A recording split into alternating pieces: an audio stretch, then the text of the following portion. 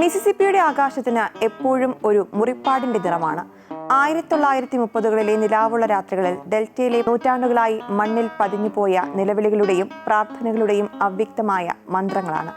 ഇക്കുറി ഓസ്കാർ അവാർഡിന്റെ 10ലധികം ഓൺവെലോപ്പ് തുറക്കുമ്പോൾ ഈ മന്ത്രങ്ങൾ കേൾക്കാൻ സാധ്യത വളരെ കൂടുതലാണ്. സിന്നേഴ്സ് എന്ന സിനിമ പല സാധ്യതാ പട്ടികകളിൽ മാത്രമല്ല ചരിത്ര പുസ്തകങ്ങളിലും ഇടം നേടും.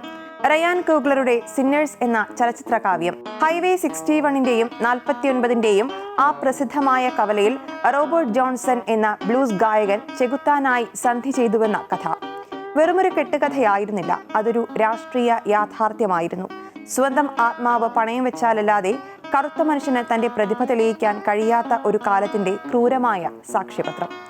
1932 പശ്ചാത്തലത്തിൽ ചിക്കാഗോയിലെ അധോലോകത്തിൽ നിന്ന് പലായനം ചെയ്ത് തെക്കൻ ദേശത്തേക്ക് തിരിച്ചെത്തുന്ന ഇരട്ട സഹോദരങ്ങളായ സ്മോക്കിന്റെയും സ്റ്റാക്കിന്റെയും കഥയാണിത്. മൈക്കൽ ബി ജോർദാന്റെ ഇരട്ടവേഷം കറുത്തവർഗക്കാരന്റെ ആന്ധാപാത്രങ്ങളിലൂടെ കൂഗ്ലർ ചോദിക്കുന്നത് ലളിതമായ ഒരു ചോദ്യമാണ്: ജീവിക്കാൻ വേണ്ടി നിങ്ങൾ ആരായി മാറാൻ തയ്യാറാണ്? ഒരാൾ മണ്ണിൽ ചവിട്ടി പ്രതിരോധമെന്ന ആയുധമെടുത്തു, ഒരാൾ കീഴടങ്ങി അസ്തിത്വം നഷ്ടപ്പെട്ടു. ഈ ചിത്രത്തിലെ ഏറ്റവും സൂക്ഷ്മമായ രാഷ്ട്രീയം ഒളിഞ്ഞിരിക്കുന്നത് ഇതിലെ ശബ്ദപഥങ്ങളിലാണ്.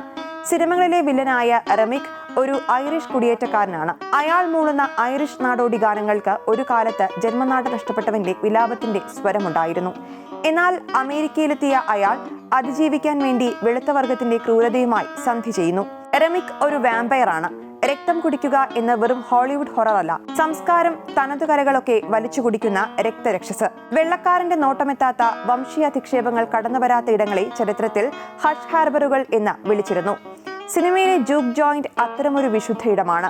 പുറം ലോകം തണുത്തുറഞ്ഞ നീലനിറത്തിൽ മരണത്തിന്റെ ഗന്ധവുമായി നിൽക്കുമ്പോൾ ജൂക്ക് ജോയിന്റിനുള്ളിൽ നിറയുന്നത് ഗർഭപാത്രത്തിന്റെ സുരക്ഷിതത്വമുള്ള ആംബർ വെളിച്ചമാണ്. കൂഗ്ലർ ഈ സ്ഥലത്തെ ചിത്രീകരിക്കുന്നത് ഒരു ദേവാലയത്തിന്റെ വിശുദ്ധിയോടെയാണ്. വാമ്പയർമാർക്ക് അല്ലെങ്കിൽ ഈ ചിത്രത്തിലെ പാപികൾക്ക് സംഗീതം സൃഷ്ടിക്കുവാൻ കഴിയില്ല എന്നത് കൂഗ്ലർ ഒളിപ്പിച്ചുവെച്ച ഏറ്റവും വലിയ രാഷ്ട്രീയ രൂപകമാണ്. അവർക്ക് അനുകരിക്കുവാനേ കഴിയൂ. കറുത്തവർഗക്കാരന്റെ കലയെയും സംസ്കാരത്തെയും മോഷ്ടിച്ച് സ്വന്തമാക്കുന്ന അധീശത്വ വർഗത്തിന്റെ പ്രതീകമാണത്. സംഗീത സംവിധാനമാണ്.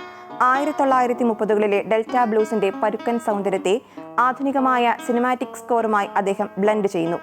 ഓർമ്മയിലെ കൂഗലിന്റെ ബ്ലാക്ക് പാന്തർ സിനിമയുടെ തുടക്കം മുഴങ്ങുന്ന പാട്ട് ഉറക്കെ പാടുക എന്നത് തന്നെയാണ് ഏറ്റവും വലിയ വിപ്ലവം. ദൃശ്യ സംഗീത മാസ്മരികതയ്ക്ക് ഓസ്കാർ തിളക്കം കൂടിയാകട്ടെ.